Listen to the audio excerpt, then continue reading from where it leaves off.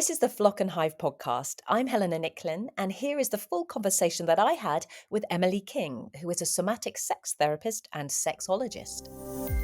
You are a sex and relationships therapist who is trained in somatic sex therapy and body work, which is absolutely fascinating. Can you tell me more about that, what that is? But before that, of course, tell us about you and how you got here. Absolutely. I always knew that I wanted to go down a therapeutic route, but there was something kind of holding me back from psychology, just a purely talk therapy route. It wasn't really doing it for me, but I didn't really know if I had any other options. And I started researching, and the thing that kept coming up was somatic sexology, and somatic means of the body. So that is, rather than a mind-based approach, it's a body-based approach.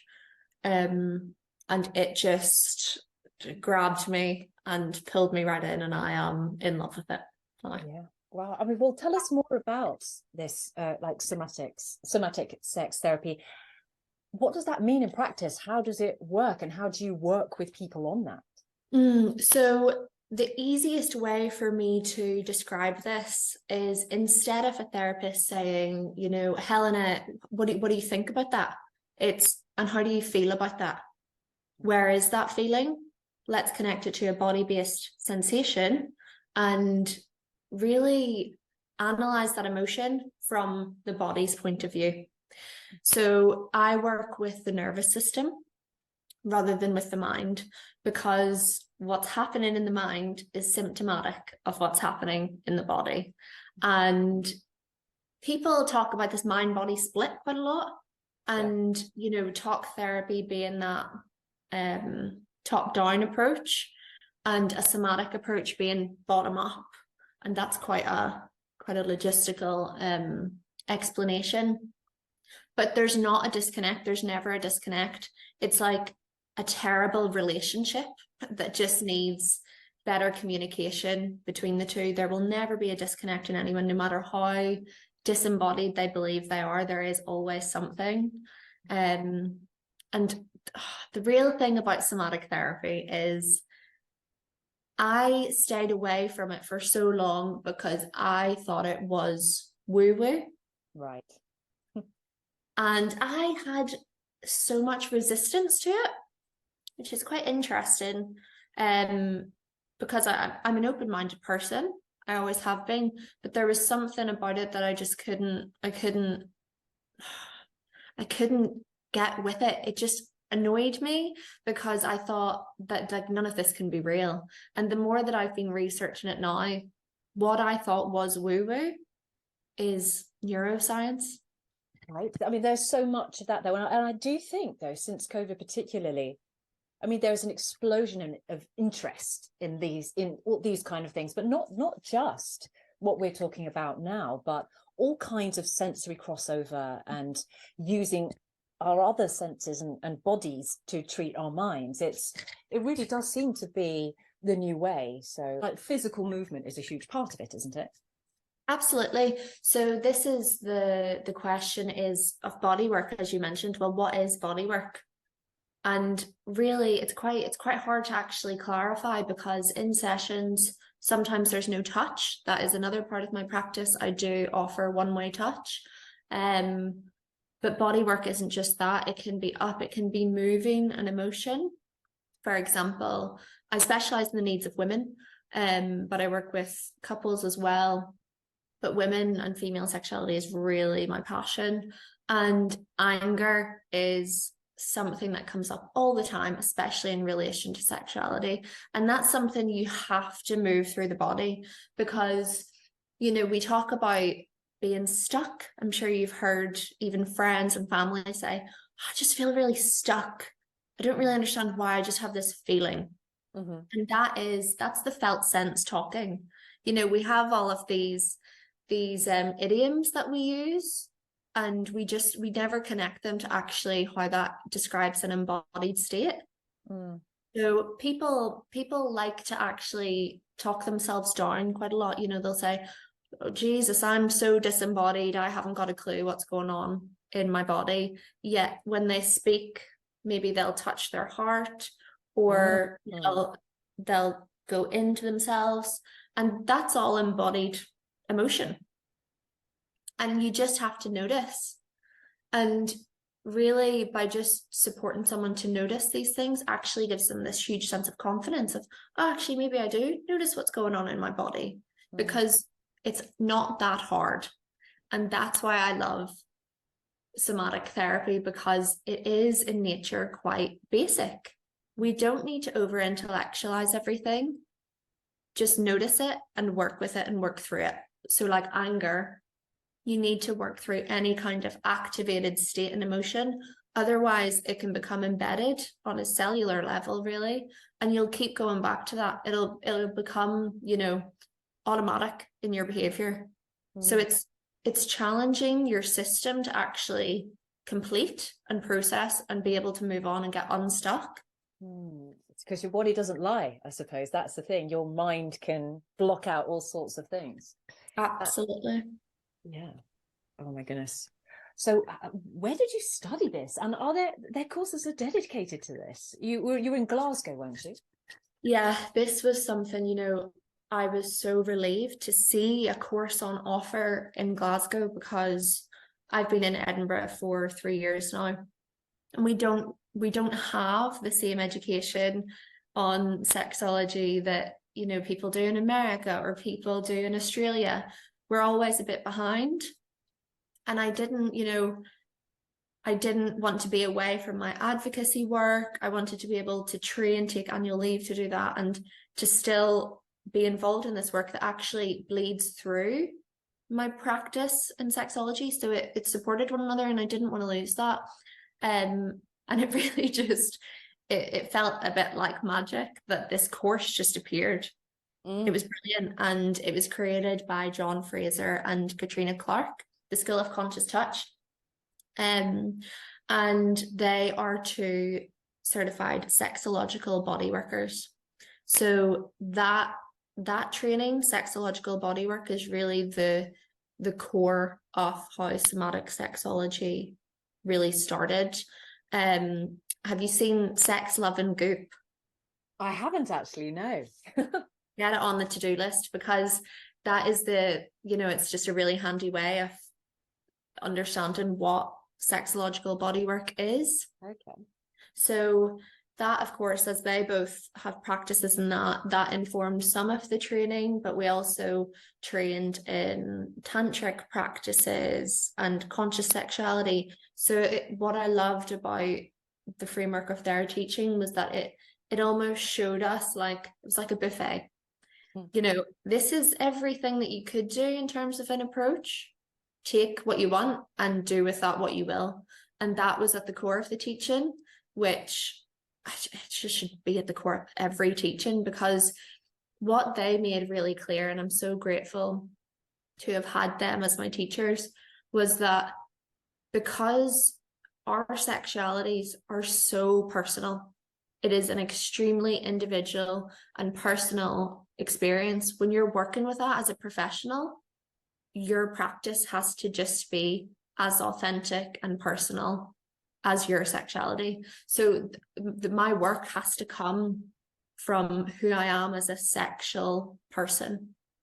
Otherwise, what's it for? How can it really help?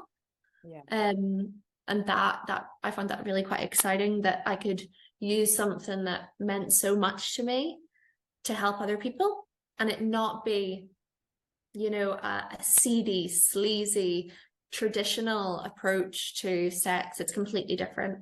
I mean, because you mentioned sort of tantric there, but I suppose a lot of people might go, "Oh gosh, that's terrifying. Do I have to get naked in front of like people and sort of be shown what buttons to press, etc.?" Like, what do your sessions look like, for example, in that regard? Because it's not seedy. It's it's very much about sort of teaching and understanding. So how do you do that in a session? So it's completely different in every session, and it depends what the client's boundaries are, because of course I do work with the vulva, I do work with the vagina, and that's my main chunk of one-to-one touch now. I've really honed in on what elements are really important to me and what I want to focus on. And that's a massive part of it. Vaginal internal work, and we call that genital mapping.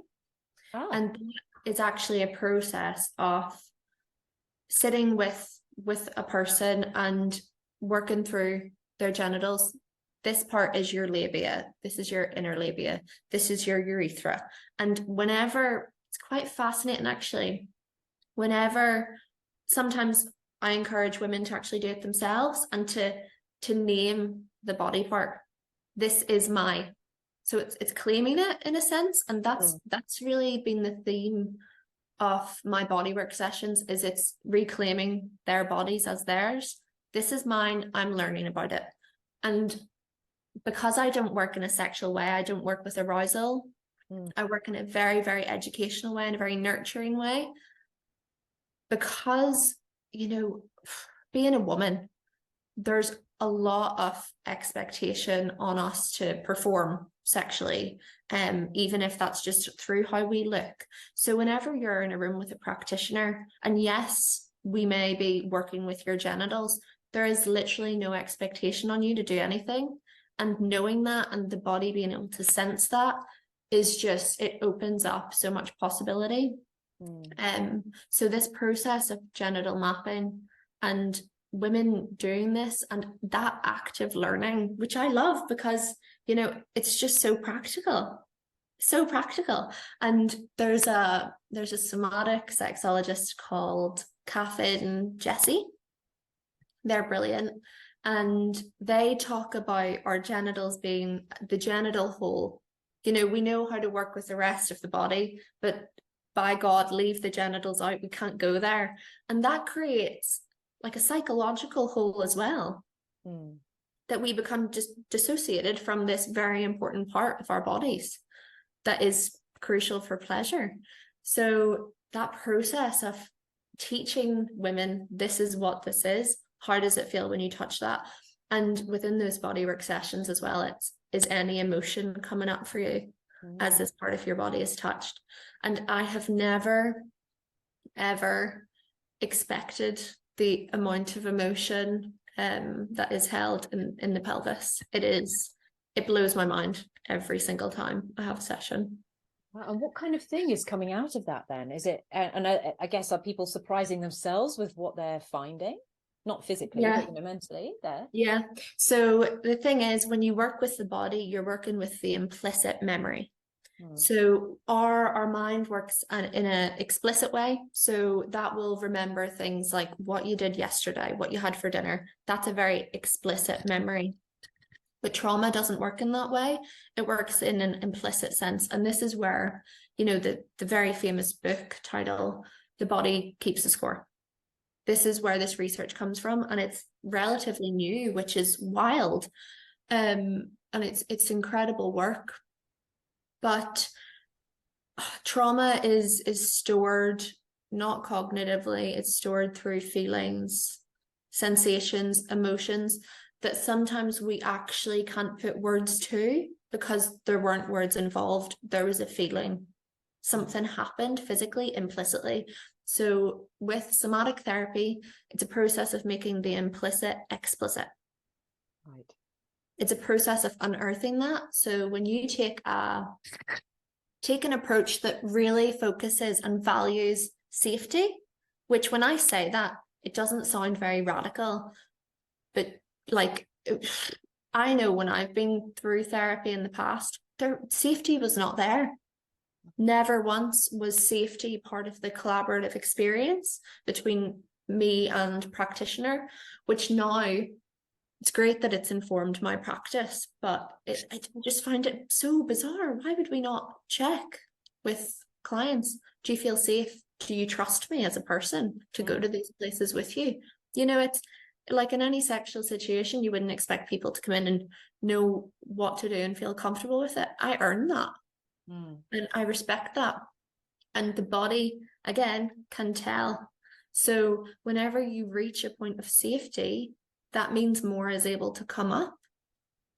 So creating safety in the body happens really quite gradually, because I resist going into the state of overwhelm with clients, because that can actually just be too stressful and then can take steps back. But whenever you're able to work to their safety, things free up to the point where it's not a big deal.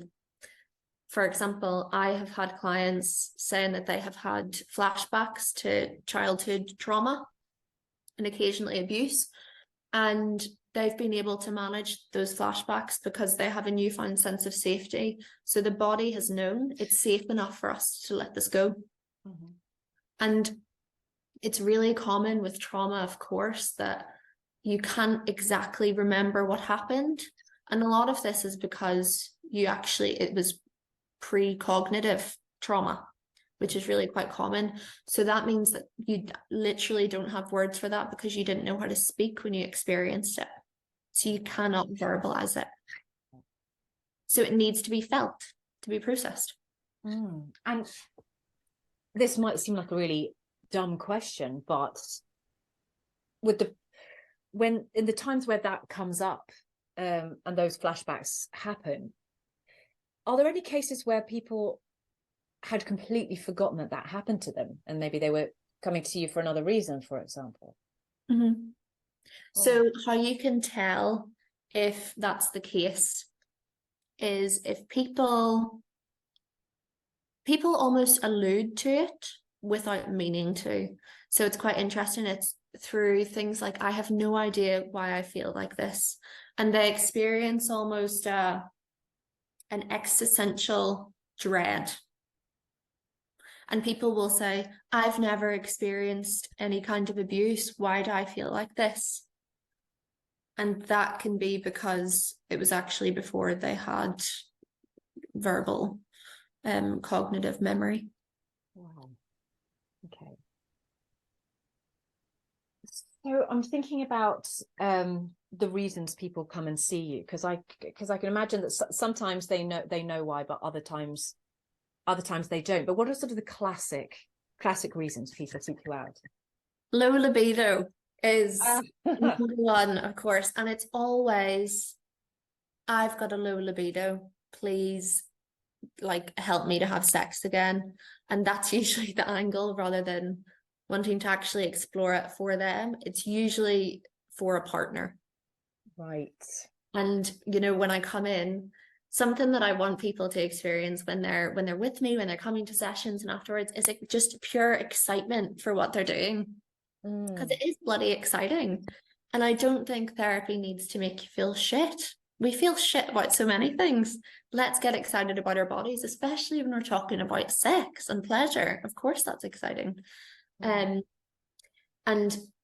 really, when I have women come into me saying that it's affecting their relationships, they want to have sex, but there's no, I want to have sex because of this in my life. It's, I want to have sex for someone else. Right. So my first thing is, well, we need to find your motivating factor of why you would want to have sex, because I'm not going to support someone to have sex that they don't want to have. Yeah. Very good point. Why would we want to do that? Oh gosh. So low libido is definitely number one. And I have a lot of clients who are recovering from sexual and relational trauma. And it's, the issue is, whenever you've experienced something like that, it doesn't feel safe to come into the body. Yeah. So really seeking support for that and being held in that is extremely important. So you can I use a method called pendulation. So it's almost like, imagine a pendulum. So we can pendulate a client into a state of discomfort, go to something that maybe feels really difficult to go to. The second that feels too much, pendulate back to safety.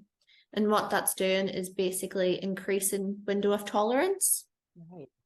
So it's actually, I can stay in this discomfort. That's how you become emotionally intelligent and resilient.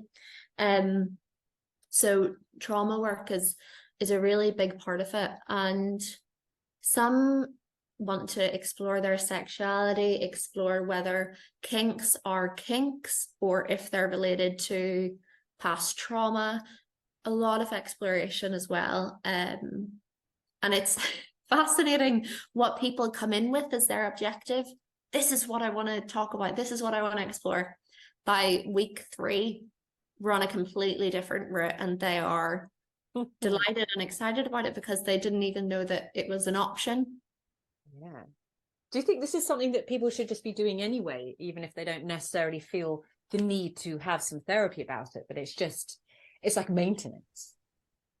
Well, maintenance, it's funny you say maintenance because talking about vaginal work, that is so key to my emotional maintenance. Like I call it my MOTs when I do my internal work. And it couldn't be, I explain it, I'm like, it couldn't be less sexual. It's really me like checking things out, making sure I'm on top of everything. And that skill of knowing how to maintain yourself emotionally, physically, mentally, holistically, is so important. And that's exactly what you learn through this kind of approach of therapy, because I'm not a magician.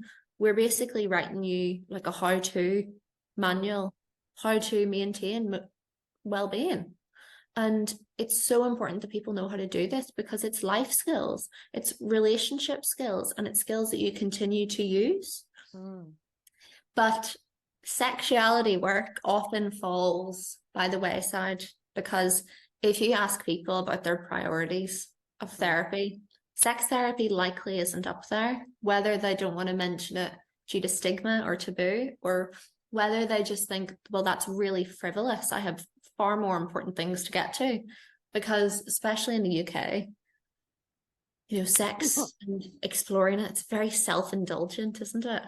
It is. And then there's always a sort of an element of naughtiness, and maybe you could your brain would go to porn, for example, which is not at all what you are talking about. Well, this is the thing. People will say, oh, well, you only go to a sex therapist if something's incredibly wrong. Yeah. But the more that I've worked with people over this last year, it's just come to me. If you want to change anything in your life, go in the sex store. Ooh. Because it will have such an impact across the spectrum.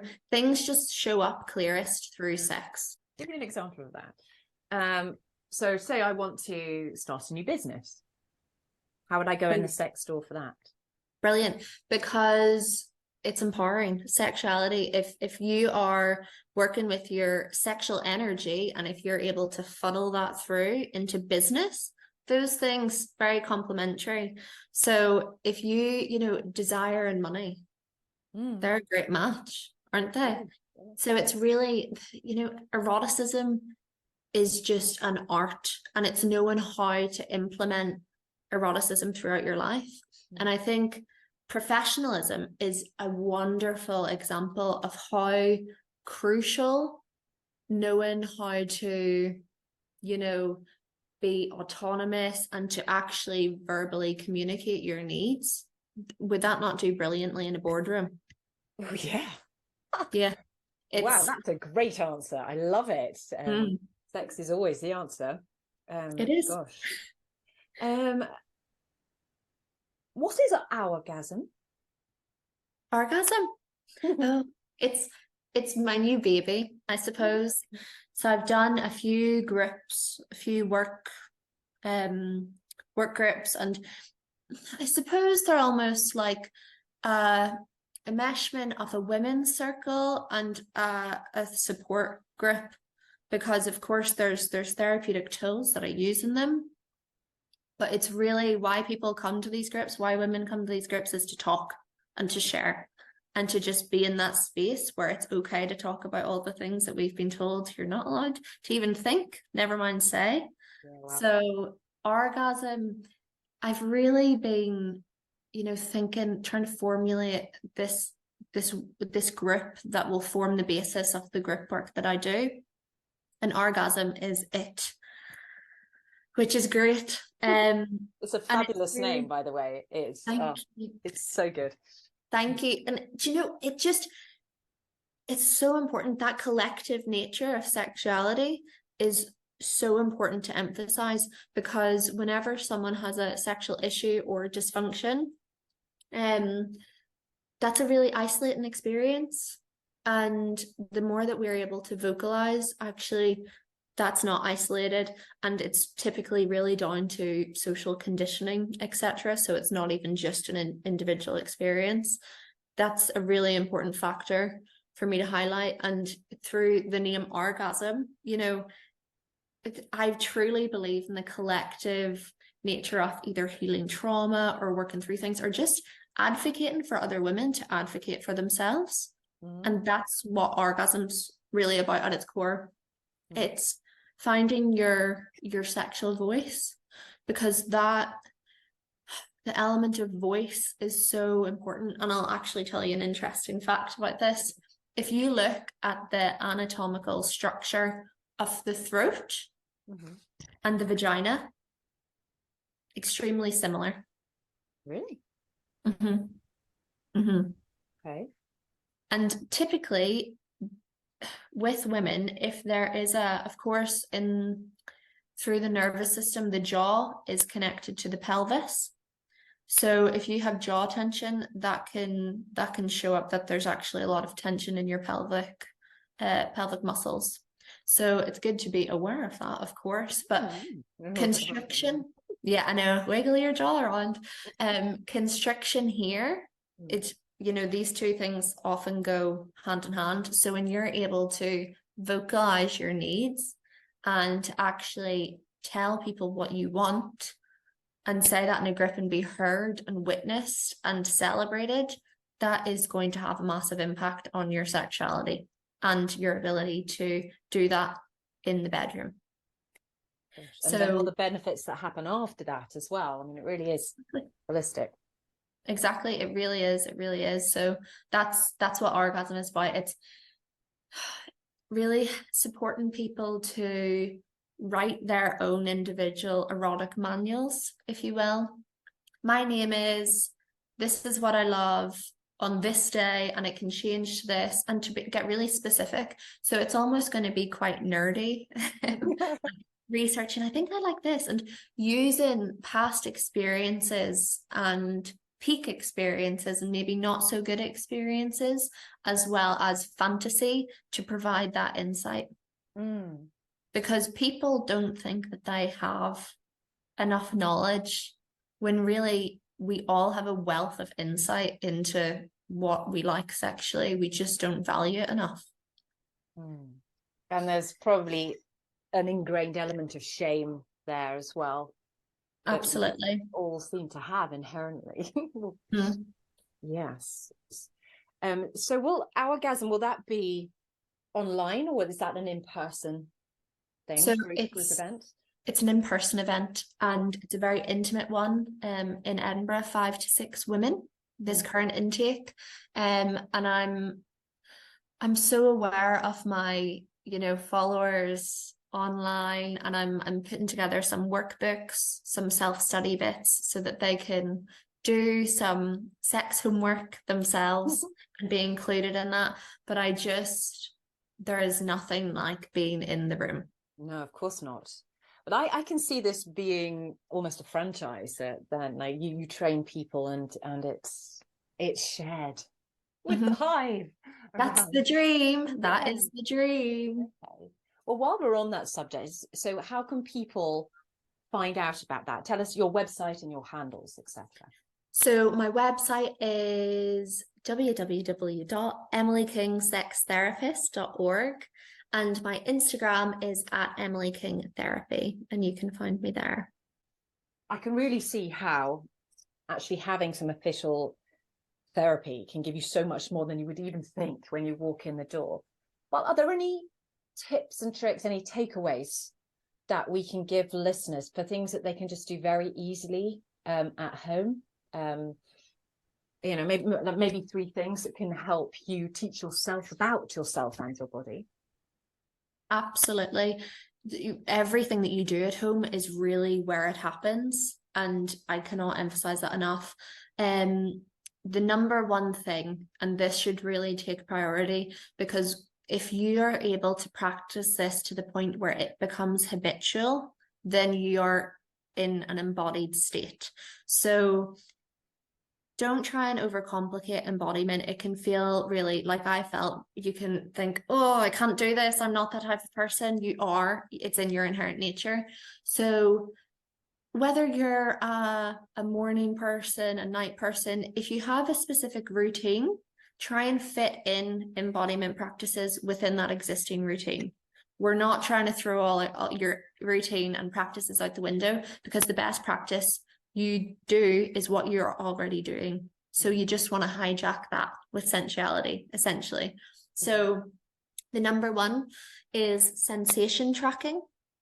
So for example, if I wake up in the morning, notice what is going on emotionally with me.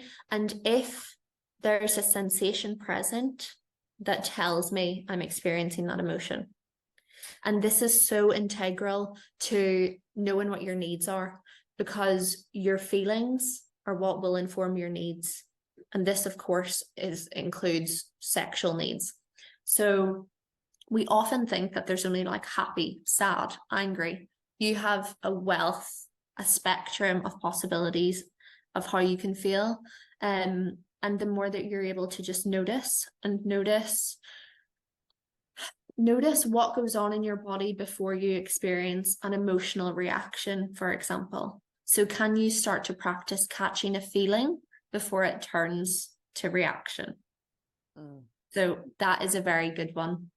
And of course, embodiment, move your body. But specifically for women, women's bodies really love non-structured movement. Because we're very good at operating, we are just all like robots, but we need fluidity, we need expression, and there's no expression when we are told to act a certain way or do a certain thing. We need space to just be with whatever's going on. So a really handy way of doing this is off the back of that sensation tracking. Notice, I'm actually experiencing quite a lot of grief today. And you don't have to analyze that, just let it be and move it. So think to yourself, well, how would grief move? What does that look like? And actually embody it. And this, I can't explain how silly I felt when I started doing some practices. But it's so great, because whenever you're able to do that, to actually embody emotion, you are telling yourself and telling your body it is safe to express all emotions. And that means you have fluidity in your experience, because we are inherently afraid to go to some emotional areas for a multitude of reasons. But with things like sex, you need to let go of that element of control if you really want to reach high states of arousal. So trying to get that fluidity through emotions, through states. And what that is going to do then is allow you to think, right, I know that I'm feeling this, but I want to feel this. And for example, if that is arousal, I want to get to arousal. You just need to learn how your body works and how to move it to choose how you want to feel. That's how I perceive emotional intelligence, is when you have the choice of, actually, I want to experience this, and you're able to actually create it in your body. My third, read books. That third tip is just there's a wealth of knowledge out there, and whenever you pick up a good book, be it, even if it's fiction, right? If there is, for example, a sex scene in it, look at it. Is it exciting? Is it not exciting? What insight does that give you to yourself?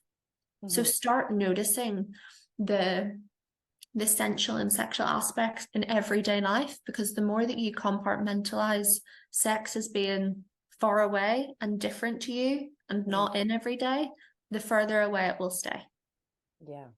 So bring it in. How can you bring that in? How do you just notice these things? this is a very female dominated field, and it's quite frustrating. And I see the frustration quite a lot in the women I work with, is that why is it always me having to do this learning? Yeah. Because that implies that there is always something wrong with the woman. Yeah. There's nothing wrong with anyone. And having a joint effort, if you're in a relationship, notice, do I actually put any effort into my sex life, or do I just expect it to be great? Yeah. It's so interesting, isn't it? So it comes down to just knowing the body and freeing up the body, and that's the key. That is the key to so many things, and being aware of anything to do with anyone's sexual life around you, just so it's, so it's not taboo anymore. It's part of life, and just to analyze that. Gosh, that's really, really interesting. So the importance of pleasure is everything, right? Really is everything. And it's, pleasure is what we were given to be able to deal with pain. So why are we not utilizing that? Are we crazy? Like, guys, get on the pleasure. And if you take a pleasure-based approach to anything, you're going to keep doing it. Yeah. So this is it. When people come to me and they'll be able to tell me 500 reasons of why they can't do something or why they don't want to do something, the hardest thing to answer is, well, why do you want it? And that needs to lead. What is good about what is already happening, and build on that. So why are we so anti-pleasure? What is it in our DNA or in our past that makes us feel a lot of the time that, pleasure is a real nice to have? It's not a priority. It's, after I've done all my work, maybe I can think about pleasure. Now, what is that? Do you know? It's so many things, but I think we talk about things like capitalism, which is hugely to blame. It's, you almost want to reach for it and they slap your hand. No, get back to work. You have to do this. You have to earn it. You absolutely do not have to earn it, but you do have to put effort into it, because our brain has a negativity bias. Yes. So we need to work against that, and you can rewire that. That's what happens when you work with the nervous system. And just as our systems can become dysregulated through trauma, it can become rewired through pleasure. Like, that is the way of doing it. And it's just the naturalization of pleasure, the fact that it's a given, the fact that sex is natural. It's, that puts people off, and that actually alienates people. And that implies that it just comes naturally and you don't have to think about any of it. It just comes, which is not true. No. Oh, that's great. That's it. That is it. That is one of my last questions was going to be, what to you is the art of living? I mean, you've answered it entirely through this through this conversation. But if you feel you can sum that up, what would it be? Eroticism. It's just, to me, that is, you can substitute the word living with erotic. That's aliveness. And whenever you're able to value it, this is it. What are you choosing to value? And are you actually choosing it? Or are you being told what you value? I value my eroticism. I value the eroticism of others. And that makes me live in a really great pleasure-based world where I'm fascinated by things. And that, it's interesting because that level of fascination is very, very, it almost creates this like fertile environment for arousal, fascination, curiosity, playfulness. Just that, to me, is the art of living. It's just like, oh. Everly King, it was wonderful to talk to you. Thank you very much. Thank you.